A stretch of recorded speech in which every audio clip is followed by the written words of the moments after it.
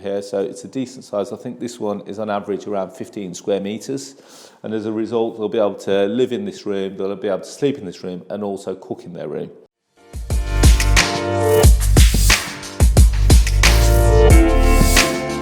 Hi guys, it's Arsh Ellahi. Thank you for joining me today, and today we're actually in one of my HMOs. So we're based in Wolverhampton and we're actually standing in the hallway of a licensed HMO.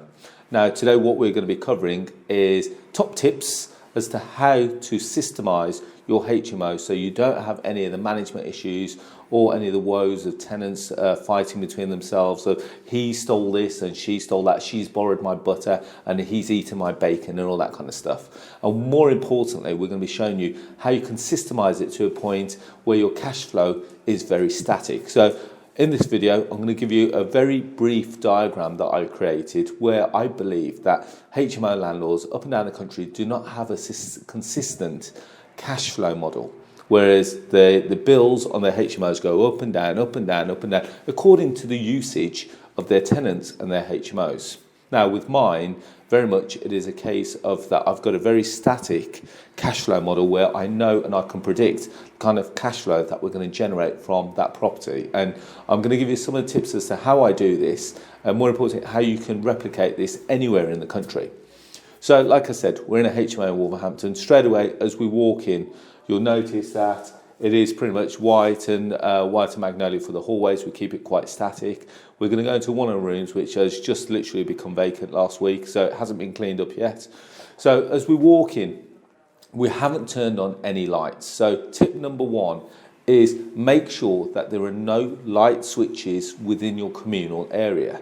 So these lights are on that you can probably see. There's one here, is what is called a microwave sensor LED light. So we've turned all of our lighting system into an LED system so that there are no longer any bulbs, and it's an LED fitting, and as a result it works on a motion sensor. So as soon as I walk through the door, it gives me a period of time for me to get through to my room or to my destination in the property without going off.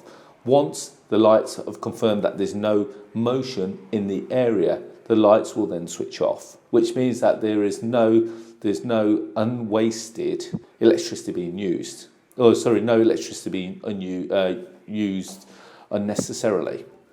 So as a result, all the light switches, which I'm hoping that we're going to take a quick picture of, one of the switches you'll see that we've blanked it off, and as a result, there is no light switches to turn on and off, and as a result, it works extremely well. Now, second tip, and this is probably one of probably the best thing that I've done for my HMOs. So back in 2004, now you've got to remember that I've got 1,100 tenants, which is across a number of different properties.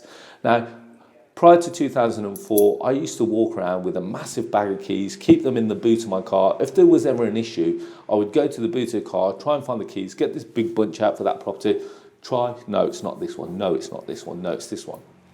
And I got called out at 2 o'clock in the morning once by a police officer and said, Mr. Ellahi, you've got two options. You either can come and open the door for us because we've got a warrant for arrest for one of your tenants. Alternatively, you can stay in bed and we can boot the door off.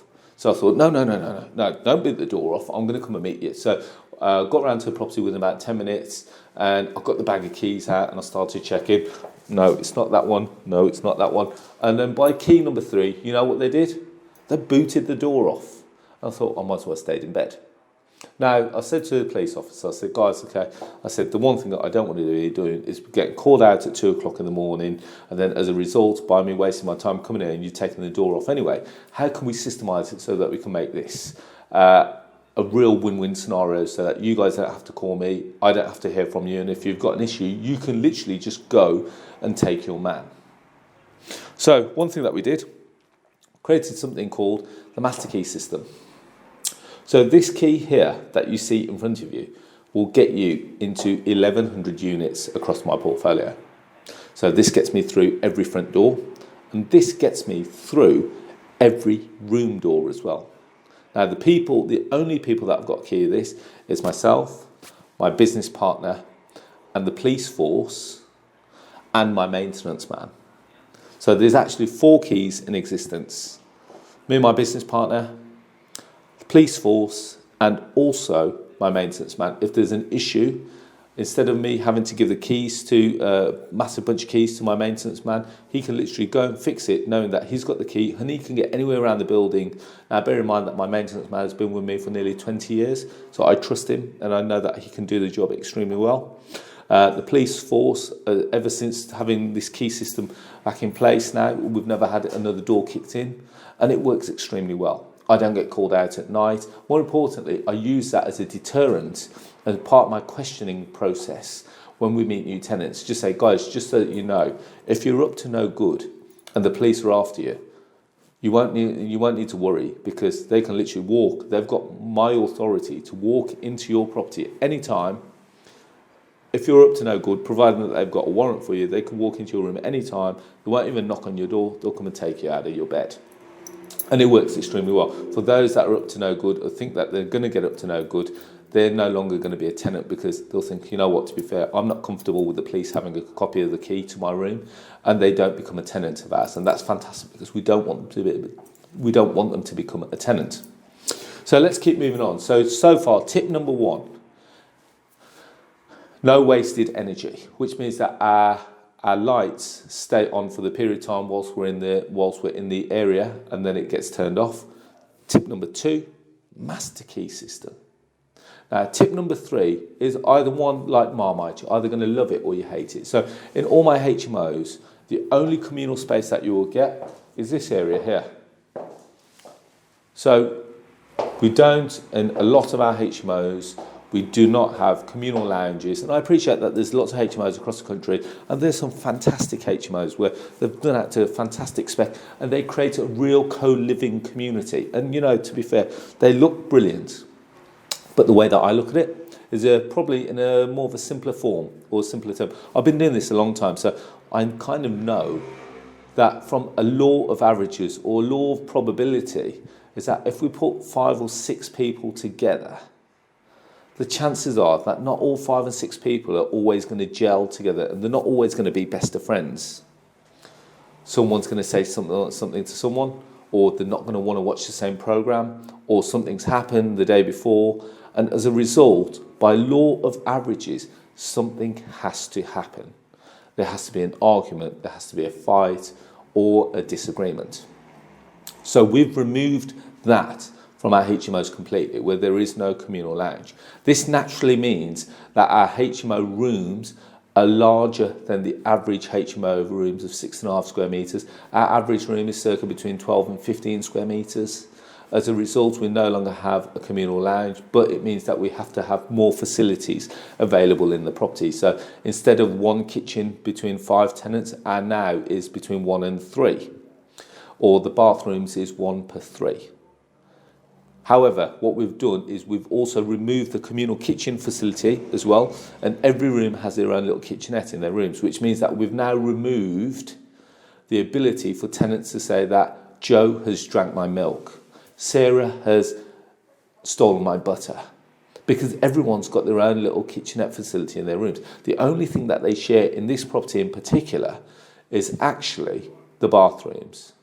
And as a result, we make sure that the bathrooms are maintained weekly, because we have cleaners that come into properties twice a week and make sure that the bathrooms are all clean. In this property in particular, you notice that we've got laminate, so there is no carpet, so it is quite easy to maintain. And as a result, we find that this works extremely well.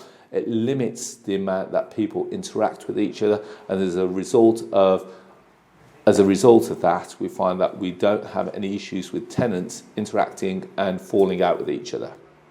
The only time they could really fall out with each other is if they fell out with each other in the hallways. And all the times that I've been doing it and I've created this model, it's very, very slim that anything like that happens. So what I'm going to try and do is now take you up into one of the rooms. You can see how it works. I'm not sure what to expect, because like I say, it's very rare that I come to our properties now, because they are fully managed and maintained by my team.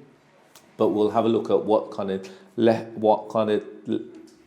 mess the tenants are left, and as a result, I'll tell you what action we're going to do to get that property back up and ready for it to be let again. So, guys, let's go upstairs.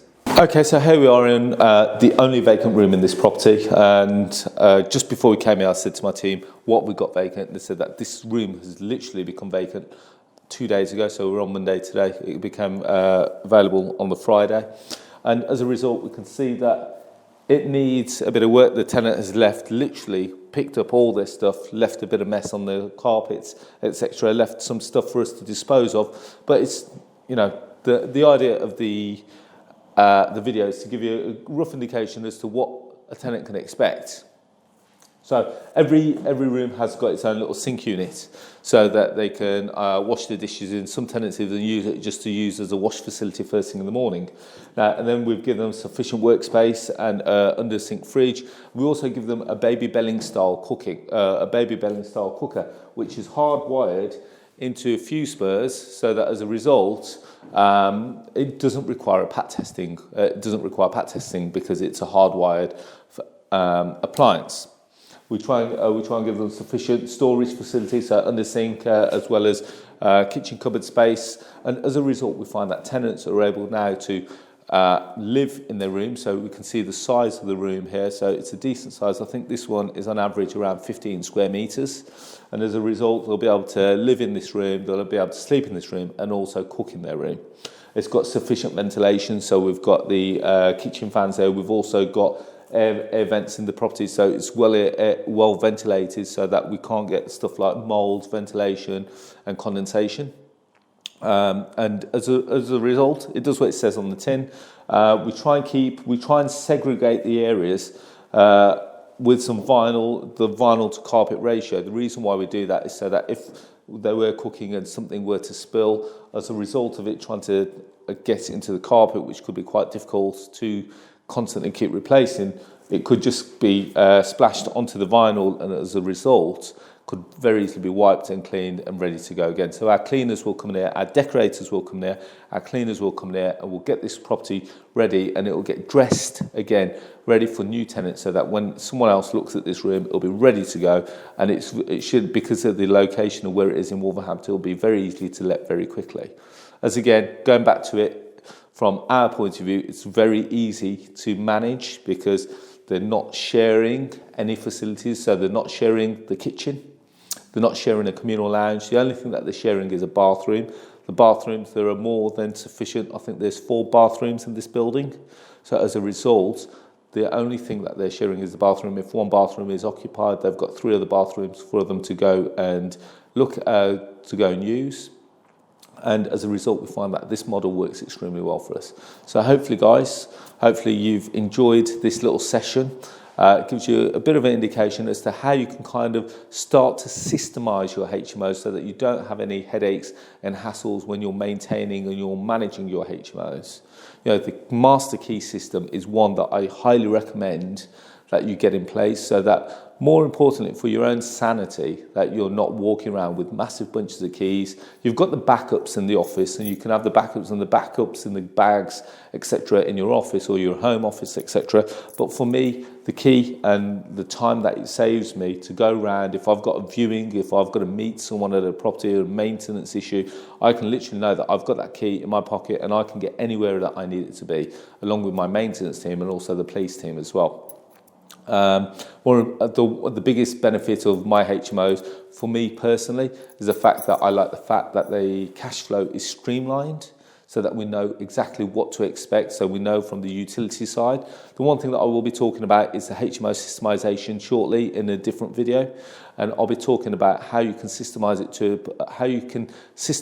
a T, and how you can maintain a steady cash flow throughout the year. So if you like the thought of the video, if you like the video that you've watched so far, please press the subscribe button or the notification bell in this video. And that way you'll get notified of all forthcoming videos. More importantly, if you've got a question or a comment about this video, please feel free to comment below, and I'll answer them, as pretty much I'll be in here daily just answering any questions. And finally, if you want to connect with me on social media, you're more than welcome to connect with me on Facebook, Twitter, LinkedIn and Instagram. And I look forward to speaking and working with you. Thank you. Bye-bye.